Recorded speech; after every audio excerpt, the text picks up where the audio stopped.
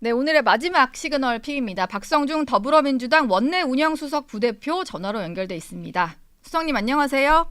네네, 안녕하세요. 예, 예, 반갑습니다. 네, 반갑습니다.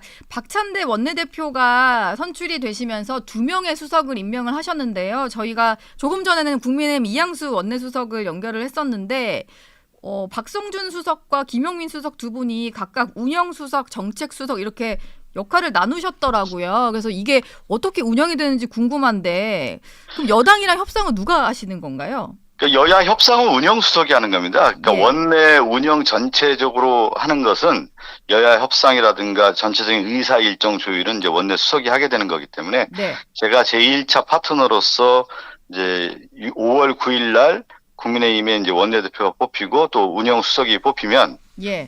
저하고 이제 1차 파트너로서 여야 협상을 하게 되는 거고요. 예. 또 그야말로 이제 정책 수석은 정책 전략 관련된 담당 일을 하는 건데 실제 같이 저희 당은 좀 협의하면서 일을 추진하고 있습니다. 뭔가 네. 새롭게 이번에 도입이 된 거죠? 이렇게 두 수석 체제는. 아니 지난번에도 있었습니다. 지난번에 있으셨어요? 예, 예. 저기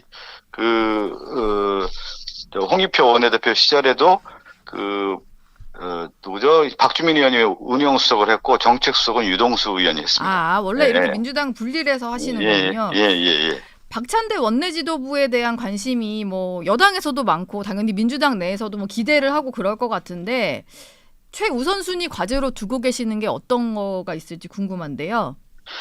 박찬대 원내대표가 이제 계속 얘기했던 것 중에 하나가 뭐냐면 네. 이번에 슬로건이 실천하는 개혁 국회 행동하는 민주당이거든요. 그러면서 실제 이제 성과를 내겠다라는 건데 지난번에 영수회담에서도 저희 민주당에서 일관되게 얘기했던 것 중에 하나가 뭐냐면 민생 회복에 대한 얘기를 하지 않았습니까? 그리고 네. 이제 국정기조 전환에 대한 얘기이기 때문에 민생 회복과 관련된 이제 정책이라든가 입법화하는 데 있어서 속도감을 내고 효능감 있게 하겠다라는 거고요.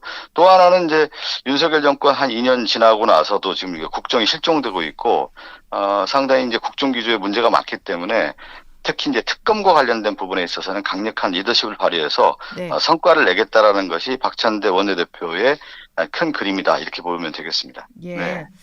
특검 얘기는 뒤에 다시 좀 질문을 드리도록 하고 예, 지금 일각에서 나오는 뭐 물론 민주당 안에서는 그런 지적들 없을 수도 있겠지만 외부에서 봤을 때는 민주당 지도부가 너무 강경 일색이어서 그리고 좀 친명 지도부로만 다 꾸려져서 당내 다양한 목소리가 안 나오지 않을까 이런 우려도 좀 있는데요. 여기에 네. 대해서 좀 어떻게 설명해 주시겠어요? 아니, 제가 이제 수석 대변인 하다가 이제 원내 수석으로 왔는데요. 네. 기자들이 그러더라고요. 예. 박성준이 강경은 아니지 않느냐. 네. 근데 너무 강경 일색이다 이렇게 예. 타이틀을 뽑는 것 자체는 좀 잘못된 거 아니냐 이런 얘기도 저희가 웃으면서 했는데 네. 앵커께서도 제가 강경은 아니지 않습니까? 예. 아니 제가 민주당 출입을 안 해봐가지고. 안 해봐서 그랬어요. 예. 예. 제가 제 평을 들어보면 제가 강경은 아니고요. 저 원만한 네. 이제 합리주의자고 또 여당과 이제 협상할 때 실질적으로 대화의 타협이라고 하는 부분에 대해서는 상당히 이제 그렇지만 그래도 해야 할 일에 있어서는 저도 확실한 선을 긋고 추진하겠다는 말씀을 드리는데 예. 그런 얘기들보다는 좀 자꾸 프레임을 좀 씌우려고 하는 건데 실제 이번에 이제 원내대표 단이라고 하는 것은 일로서 성과를 내야 되는 거기 때문에 행동해야 되고요. 예. 그런 차원에서 이제 박찬대 원내대표도 뽑혔고 저도 그렇고 김영민 의원도 이러한 엄중한 시기에 시대적 소명들이 분명히 있었어요. 이것을 하나하나 차근차근 성실하게 충실하게 열심히 하겠습니다. 예. 예. 알겠습니다. 그리고 저 이건 정말 개인적으로 궁금한 부분, 개인적이라고 하면 안 되겠네. 저희 시청자들도 다 궁금해 하실 만한 부분인 것 같은데, 예, 예. 민주당 국회의장 경선이 다음 주 16일로 예정이 되어 있잖아요. 네네네. 그런데 이게 뭐 당내, 민주당 내 일각, 그 정치권 일각에서 보면 명심은 정성호고 당심은 추미애다 뭐 이런 말이 나와서 이게 실체가 있는 말인 건지 궁금하더라고요. 그거는 또 우리 앵커께서 질문한 내용 안에 예. 뭔가 또 프레임이 또 쓰여져 있는 것 같은데 프레임이 또 들어갔으니까. 네. 그렇지는 않고요. 지금 이제 대부분 이제 여야의 이제 대부분의 특징 중에 하나가 뭐냐면 당내 선거인 경우에는 친분과 명분이 이제 적절하게 조화가 이루어서 당선이 되는 거거든요. 예. 어느 경우에는 친분이 강조가 돼서 표로서 이어지는 경우도 있고 어느 경우는 이제 명분이 이제 강해서 명분론자가 이 시대에 필요하다라고 해서 당선되는 경우가 있는데 네. 이 두 가지가 뭐 한 부분만 있다고 해서 충족되는 건 아닌 것 같고요. 이 두 친분과 명분이 이제 필요 충분 조건이 작용해서 당선으로 이어진다고 볼 수가 있는데, 이번 국회의장 선거는 아무래도 이제 윤석열 정권에 대한 어떤 비판과 견제에 대한 부분이 있기 때문에, 네. 이제 친분과 명분이 있을 때 명분도 상당히 무게에 실려 있다, 이렇게 볼 수 있을 것 같습니다. 그래서 그 당선인들이 어떤 부분을 가지고 선택할지는 좀 지켜봐 주시고, 5월 16일 얼마 안 남았으니까 기다려 주세요. 예. 알겠습니다. 아까 특검 얘기를 좀 해주셨는데요. 예. 특검법이 국회에서 통과가 되고 나서 일단 대통령실은 거부권을 행사까지는 하지 않았고 아무래도 행사할 것 같은 뉘앙스의 말들만 나온 상태입니다. 근데 공수처가 수사 속도를 내기 시작했더라고요. 이제 김계환 해병대 사령관을 연휴 첫날에 불러서 한 15시간 가까이 조사를 했는데 속도를 내는 이유가 어디에 있다고 좀 보십니까?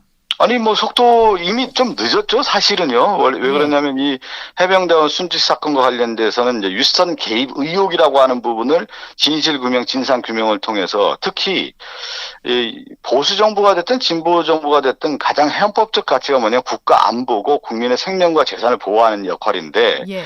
이 최상병 사건은 국가 안보의 문제, 국방의 문제도 있는 거고, 또 하나는 개인의 생명에 대한 국가가 어떻게 바라보고 있느냐, 정권이 어떻게 바라보고 있느냐인데, 이 헌법적 가치를 훼손하고 개인의 생명에 대한 존중도 안 하고, 또 하나는 제일 중요한 게 윤석열 정권이 공정과 상식이라고 하는 슬로건을 내세웠는데, 이거는 뭐냐면 억울한 사람을 없애야 되는 거잖아요. 근데 오히려 억울한 사람을 만드는 과정들이 있기 때문에 국민이 분노하고 있지 않습니까? 따라서 이 공수처가 수사하는 게 좀 더 일찍 했어야 되는데 좀 늦은 감이 있고, 또 하나 지금이라도 탄력을 받았으니까 다행이라고 생각하지만 이 범위 자체가 너무 넓어요. 대통령실도 들어가 있고 국가안보실, 또 국방부, 해병대 사령부, 또 경북경찰청. 이 수사의 광범위한 범위에 대한 조사가 앞으로도 계속 이어져야 되기 때문에 공수처 수사 인력이 그렇게 많지는 않습니다. 그래서 따라서 저희 민주당 입장에서는 특검을 통해서 이 사실 규명을 해야 된다라고 하는 입장을 일관되게 좀 주장하고 있는 것이죠.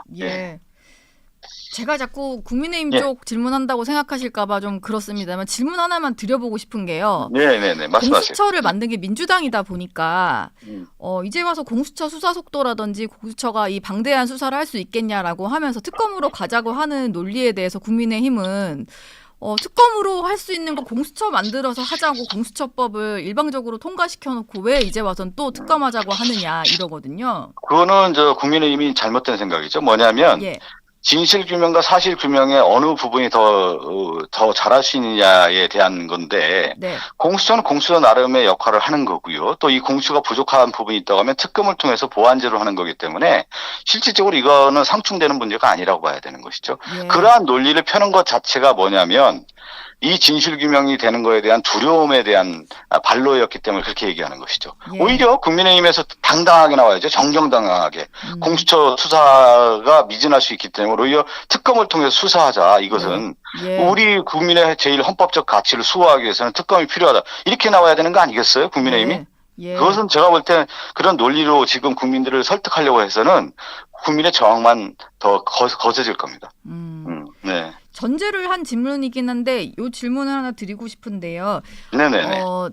국민의힘에서 예를 들자면 이제 공수처 수사 결과가 끝난 이후 그리고 뭔가 지금 국민의힘 입장에서는 받아들일 수 없는 특검법 내에 특검 추천 조항이라든지 이런 것들을 좀 손질한 이후에 특검을 받는 것을 전제로 거부권을 행사하는 거 이게 좀 아이디어로 거론이 되는 상황인데 만약에 실제로 대통령실이나 이런 데서 이런 전제를 달고 거부권을 행사를 한다면 다음 국회로 넘겨서 또 다른 새로운 좀 수정된 특검법 협상을 할 수도 있지 않을까 싶은데 어떻게 좀 생각하십니까? 저는 이제 이건 정해진 길 아닙니까?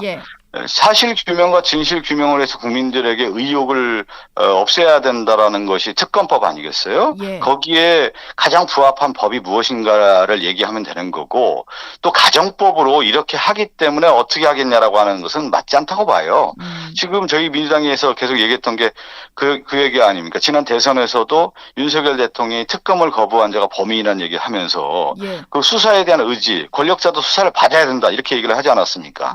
그러면 이 부분 부분에 대해서 대통령실도 그렇고 국민의힘도 정정당당하게 수사를 받으면 되는 거 아니겠습니까? 국민의힘도 그렇게 주장을 해야죠. 특검을 통해서 사실 규명하겠다 이렇게 얘기 나와야죠. 뭔가를 이렇게 배제하고 어떤 조항이 어떻다 이렇게 얘기하는 것 자체가 은폐 윗선 개입 의혹에 대한 부분을 수사를 통해서 입증하려고 하는 부분에 대해서 오히려 방해 요소가 된다. 그래서 저는 여기 국민들이 생각한 국민적 눈높이에 맞춰서 네. 대통령실도 그렇고 국민의힘도 이 특검법을 바라봐야 된다고 봅니다. 예. 네.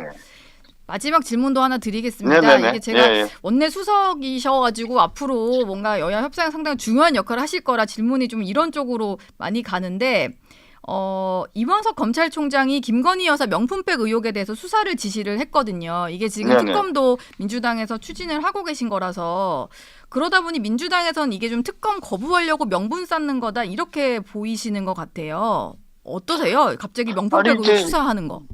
저는 이제 이원석 검찰총장뿐만 아니라 검찰이 예. 이 김건희 여사 관련된 수사를 더 늦춰서는 조직의 자체가 위험하시다고 본다 이렇게 생각해요. 왜 그러냐면 국민의 신뢰라고 하는 것이 검찰의 수사가 공정하고 엄정하다는 가운데에서 검찰의 신뢰가 있는 건데 네. 지금 김건희 수사에 대해서 여사에 대한 의혹들에 대한 수사를 해야 된다는 게 국민의 눈높이지 않습니까? 그 네. 여론이 매우 강하지 않습니까? 네. 그런데 검찰이 지금까지 수사를 진행하지 않았단 말이죠. 예. 근데 이번 총선이 끝나고 나서 검찰도 깜짝 놀랐겠죠. 이래서는 안 되겠구나라고 하는 판단을 했을 것 같고요. 지금 이제 만약에 수사를 늦게나마 이제 한다고 했으니까 지켜보겠는데, 정말 제대로 된 수사를 통해서 수사를 해주길 바랍니다. 그럴 때만이 검찰이 국민의 신뢰를 받을 수 있다고 봅니다. 예. 네. 알겠습니다. 오늘 박성준 더불어민주당 원내 운영 수석 부대표와는 여기서 인사 나누겠습니다. 오늘 말씀 고맙습니다. 네, 감사합니다. 네.